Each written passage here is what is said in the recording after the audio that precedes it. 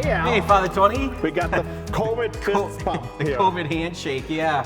For those of you who don't know who I am, my name is Father Tony Zimmer, and I'm the pastor here at St. Anthony on the Lake Parish. And I'm Al McCauley. I'm the Director of Adult Faith Formation here at St. Anthony on the Lake Parish. And some of you may remember us from the days of when we were filming a series called Guided by Saints for the Archdiocese of Milwaukee, but after about a little over a year, we had to go on hiatus. COVID's shutting everything down, isn't it? Yep, Oh, it's absolutely. terrible. And so we felt it was time to resurrect or reboot the Guided by Saints, but we're not filming at the Archdiocese. No. We're filming here at St. Anthony on the Lake Parish. Right. It's like Guided by Saints 2.0. Everything's being rebooted these days. You've got the Connors, right? you got Hawaii Five-0 and MacGyver. Even MacGyver. Even MacGyver is coming, making a comeback. So we're rebooting Guided by Saints, and we're going to bring this series to you from St. Anthony on the Lake Parish. And hopefully on almost a monthly basis. Right. So this is episode number 1. Right. And we're going to talk about St. Katharine Drexel, whose feast day is March 3rd. March 3rd, right. So what do we know about St. Katharine Drexel? Well, you know, Katharine Drexel is the second U.S.-born saint. Do you know who the first was? Elizabeth Ann Seton. Elizabeth Ann Seton, very good. And we just celebrated her feast day not too long ago. January 4th, right. She was canonized in 1975. Katharine Drexel, who we're going to talk about today, was canonized in the year 2000 by John Paul II. John Paul II, exactly. She was a dynamo. This is the best way to explain it. She was one of 3 daughters born to an incredibly wealthy family in Philadelphia, and she was born in 1858. And so 1850. So right around the Civil War period. Correct, the Civil War. So there's a lot of racism, that kind of stuff, and that plays into the story of Katharine a little bit. But she's raised in a family that's very religious. Unfortunately, her mom dies when she is only like 5 weeks old. Yeah. Her dad remarries to a woman who's very loving of the children and of her husband, and so she's a very good role model for Katharine. Emma. Correct, her name was Emma. But just to give you an idea of this family, I mean, they would open their home, again, these are very wealthy people, 3 times a week. And they had a food pantry. They had a food pantry, a food bank, basically, for the poor people in their area. And sometimes they knew if the people were intimidated to come to their house, they went out and sought out the poor. Yeah, it's just really remarkable, fertile soil for her to grow in, if you will. She had this strong urging to want to be a cloistered nun, and a spiritual advisor that she would talk to didn't say no to that to her, but had her think about something that would maybe show her more extroverted side. Yes. And as we said before, there's Native American and African American oppression going on in the United States. There's a lot of orphans, there's a lot of sickness, and a lot of poverty in those communities. And not much access to quality higher education. Correct. At all, you're exactly right. And the way we have it today, we have a lot of safety nets. Those things weren't around in the late 19th century. And so she felt, kind of an urging with that too. Well, when she was a young lady, she and her sisters went on a world tour, grand tour of Europe, which was something that aristocratic people would do. And one of the stops was in Italy. They got to see the Pope Leo the 13th. Pope Leo the 13th, exactly. And she had the audacity. She had the courage and the audacity to say to Pope Leo, we have a lot of people in the United States who need missionary work, missionary help. You should send some to them and help them out. And he basically finger-wagged her and said, why don't you be that missionary? And it just opened up a whole new perspective for her and what her life could be. And she accepted that call. Oh, she did. And oddly enough, affiliated with St. Joseph. Right. On March 19th, his feast day. Right. She heard the call to serve people of color, African Americans, and Native Americans. Exactly. So that's why we're here with the statue of St. Joseph. Correct. She had a strong devotion to St. Joseph, and that was part of the reason. So just a real dynamo. So she does. She goes out, she starts schools, and she starts missions in 13 different states. How many schools? How many missions? 145 missions and 50 schools. Incredible. And the one that she was probably the most proud of was the first university in the United States for African Americans, Xavier University in New Orleans. Right. And that's still in operation today. Absolutely. So she has her fingerprint all over the United States. Even though she's from Philly, she has impact everywhere so greatly. Just a really dynamo. And she lived to be 96 years old, but she had a heart attack when she was 77. Right. And those remaining, you know, almost 20 years of her life really were devoted more to the cloistered life. Yes. So she finally got to. She went around full circle and devoted her life to prayer. To prayer. And she wrote little things too, but you're right, it was almost exclusively prayer. So she got the full gamut of experience. She got to go around the world, she got to start all these things, very active, but also had the experience of the cloistered life. And she's remembered to this day in so many different institutions that are named after her. Oddly enough, here in Milwaukee County, there is an avenue named after her, Drexel Avenue in Oak Creek. And so you and I would travel that area when we were both at St. Charles Borromeo.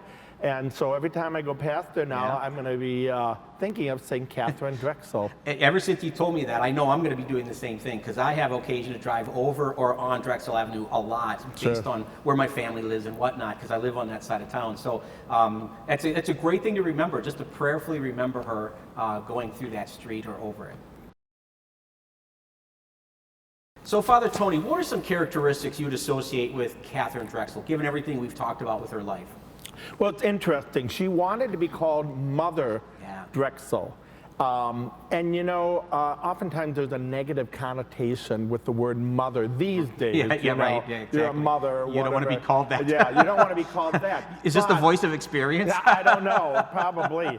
But at any rate, she really was a motherly figure, because where did she come from? Her naturally born mother, birth mother, died when she was 5 weeks, never knew her. And then her stepmother died when she's still in her a young 20s, woman, and terminal cancer, and took care of her. So there must have been a real longing for that. And also she became a religious sister.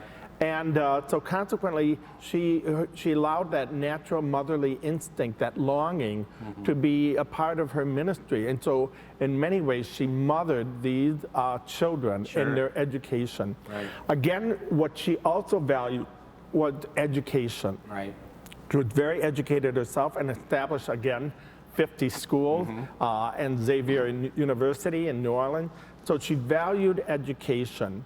I would like to think that she had the entrepreneurial spirit of her dad. You know, he was very wealthy, international banking. When he died, left an estate of about $15 million for the 3 daughters. So split 3 ways. It was about $1,000 a day that they were getting. And that's in the 1800s. So what would that be today? About $400 million. That's almost what you make every year, right? Shh, don't tell anybody else. At least half of what you make. And but imagine that kind of wealth, and what did she do with it? She uses it. She gives it away. So she was very selfless. And she realized, again, the death of her stepmother, realized that no amount of money could buy her health or happiness. So she uses her resources to be a good steward. She was a really good steward of the gift and talent that she had, and she used them to help the underprivileged and people of color. She also was very courageous. You have to remember what time. This was about 100 years before really the civil rights movement took place here in the United States. But she was already in the front lines, courageously being an advocate and a voice for those who had no voice. Well, and at that time, Native Americans, certainly African Americans, and being Catholic in the United States, all 3 of those, 3 strikes against you, because they were all oppressed. Certainly, they were on the outskirts of normal society. They were the KKK were oftentimes targeting those groups. She was persecuted. Any number of times she received threats. Certainly, the buildings of the schools that she started were threatened to be burned down. So she had to persevere through some very, very dark times. Yeah, definitely. So she was motherly in the best sense of the word. She was a great steward, and she was entrepreneurial in her love and her spirit of God for others. So, Al, what kind of signs and symbols do we often see St. Katharine Drexel affiliated with in art? Sure. Well, when we talk about saints from a long time ago, we see icons and we see images that are filled with symbols. And because she's a recent saint, we have photographs of her. Yes, so we do. We can actually see what she looked like. And but when she is portrayed in art and iconography and the like, she's always shown wearing her habit. She started a religious order called Sisters of the Blessed Sacrament. Yes, they did. Because she had a great love for the Blessed Sacrament. Correct, great exactly. devotion. Like her devotion to St. Joseph. So she's shown in the full habit, but she's almost always shown with children of African American or Native American descent, because those are the main groups of people that she wanted to help. And another thing I find interesting is there are times when you'll see that her name isn't always Saint Katharine Drexel, but it'll be Mother. Yes. And this goes to what you were saying. The idea of motherhood was important to her because she had that strong sense of what a wonderful mother she had, birth mother, and then of course stepmother. But then she had to mother her stepmother through her 3-year illness with cancer before her death. But I think that really stuck with her, that idea of the caring, that sense of spirituality, nurturing, that really was a strong part of her charism. It really was. So she's often depicted, like I said, with children of those particular Native American, African American, but also that idea of being mother. I hope people don't lose sight of that. Absolutely. Yeah. So, Father Tony, how can we be guided today by St. Catherine? Jumping off that whole motherly role, what she did was she established institutions of learning and higher education that would stand the test of time. Right. So she's still mothering. Yeah. She's still mothering from above all these students of color that struggle financially to afford a quality education. She's still mothering. She's still giving. I think that she was she's the patron saint of philanthropists and of Native American children. Yeah, Native Americans. And so she was a really good steward, and I think she knew what her gifts were. She was an extroverted personality. Right. She was a philanthropist on many levels. So I think she can guide us on how to be good stewards. Take a look. We've been doing the Strength Finder tool here at St. Anthony on the Lake, and finding out what are your strengths and how is God calling you to use those strengths to further the kingdom of God and give it bravely, courageously, and freely. Right. The other thing is that I love that entrepreneurial spirit that she had to say, I'm going to take risk. No risk, no gain. Right. She put her neck on the line on many levels. Yes. She could have been, she could have been killed, quite frankly. She could have been killed. Right. She could have been killed. And she put her neck on the line so that that there would be justice. Yeah. So she's an advocate, a voice. In the sacred scriptures we hear about the Paraclete coming at Pentecost. Right. And the Paraclete is the one who is the voice, the advocate. Right. And so there's so many people who are voiceless and don't have anybody speaking on behalf of them. Right. And that part of our work in social justice and human concern ministry, we have to be advocate and promote that. And I think finally, the last thing that I think she's an inspiration is to do something courageous. Yeah. Do something courageous for the sake of the kingdom. I've said it before, do something that frightens you every single day, and it puts you out, and it gives you the confidence that you need to say, I'm going to be a disciple of the gospel and mandate to serve the poor. Right. I just love, we started by saying the first canonized saint in the United States was Elizabeth Ann Seton.